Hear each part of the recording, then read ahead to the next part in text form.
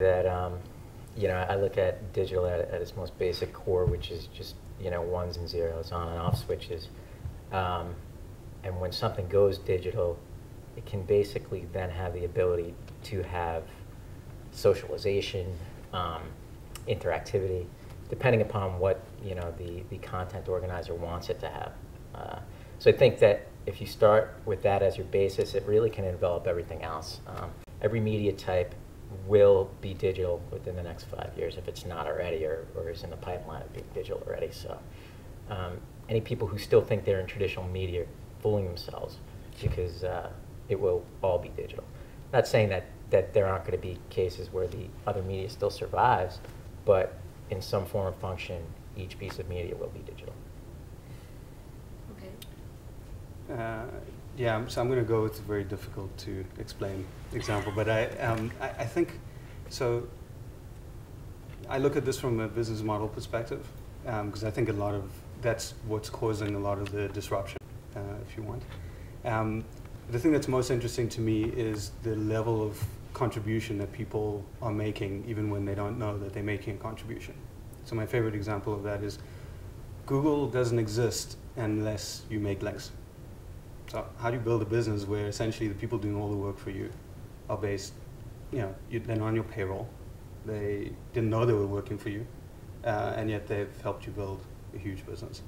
And so I think those are the types of things that are, Amazon shopping experiences based on what other people are doing, what they buy, what they write about, etc. And so none of those people report into Amazon. They have nothing to do with Amazon. They just show up and contribute. And I think those are some of the defining models for what's different between the original things that people were doing online and what has happened since, like, I want to say 2002, 2003.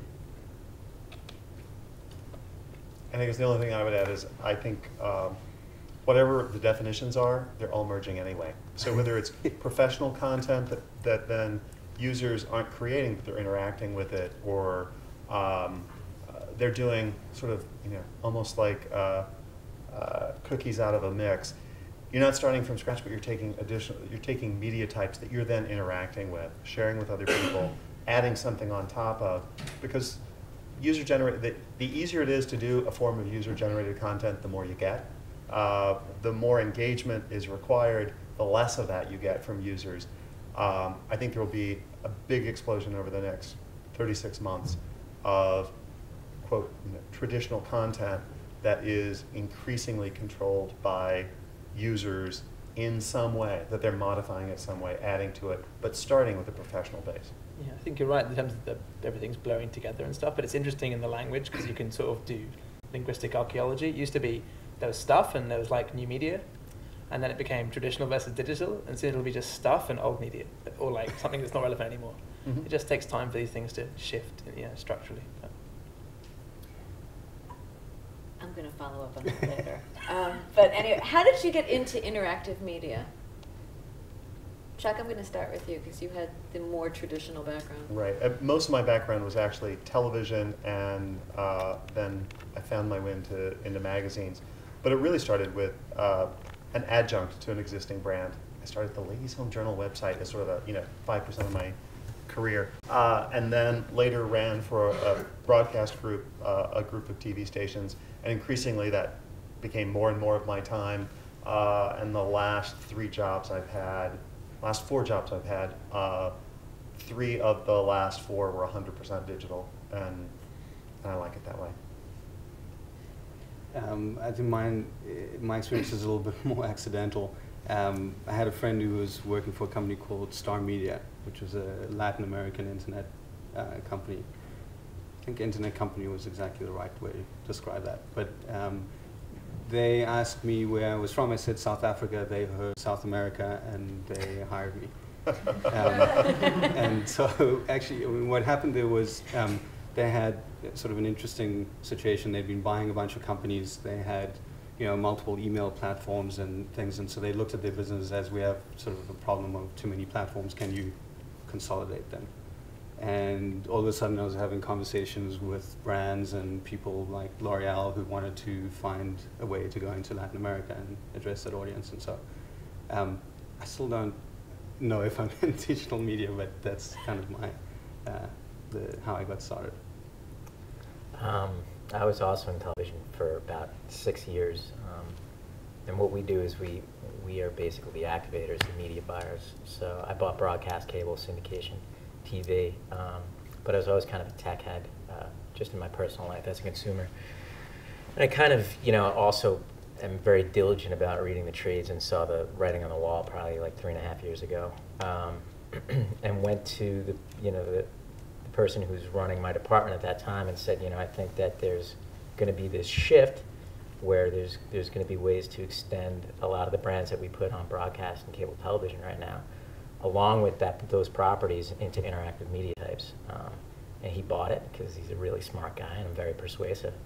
And and that's kind of how I got into interactive. So, my group sits really between the interactive team and the broadcasting.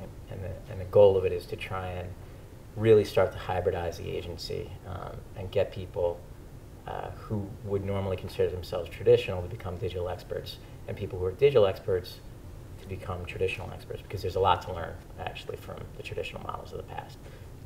I would say, if there's any advice, don't just throw the last 60 years of media out of television.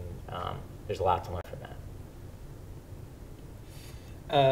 So it was kind of circuitous, but I was a geek, and at university I knew what Google was, and before Google, Alta Vista and web crawler, and I was writing essays and using URLs as footnotes, and they were like, "What is that?" And I'm like, "Really? Really though?" So I kind of realized that people hadn't quite twigged the whole thing yet, and I was like, "This seems to be an opportunity." Though I didn't think of it in those terms because I decided to not work and go be a hippie in India at the time. But anyway, so when I got back, Napster had happened, and I was like, "This is kind of interesting." And so I went to a couple of music record labels and said, "I think your business model is broken. This is why." And they went, "I think you're talking rubbish." And I'm like, "Whatever." So I applied to be head of internet strategy at Universal Records when I was like 20. I didn't get the job, interestingly enough. They're like, "You're saying what?" I'm saying plastic discs aren't what you sell, and you think it is, and it's a problem. And they were like, "This is rubbish." Anyway, so that didn't work, and I became a management consultant because I needed a job. And then I pitched the management consultancy to loads of companies saying, the digital thing is going to change businesses, and so we started this incubator and set up a lot of companies, all the money that was flushing around at the time, and they all collapsed, and the company collapsed. So then I decided to become a writer and retrenched back to mainstream media and wrote for Maxim about football for a while, and internet and music. And then that wasn't really, proving to be it was a dying thing. I thought this was going to work out. So I ended up working in advertising, and then kind of realized that there was an opportunity in advertising to maybe sort of do what I was trying to do 10 years before and say, look, I think the business model we work in is slightly broken, and maybe this is why. So let's think about it differently. Which is what I've been trying to do since, I guess. I haven't worked it out or anything. I mean, I don't have the answer, genuinely. I'm just like, this doesn't seem to work properly, and this seems to be why, but I'm not sure how to fix it yet. How did your backgrounds in quote-unquote traditional media or traditional businesses help you with running the interactive businesses that you are? I guess because I'm actually trying to take a very traditional agency and make it more digital. Understanding the economics and the ingrained processes is absolutely vital, because there's a massive machine which makes broadcast media and advertising, and the machine likes the way it works, and it's really, really good at it. And you push buttons and stuff comes out the end and no one has to think about it, and if you don't get that, no one's going to listen to you. So that, to me, it's crucial, basically.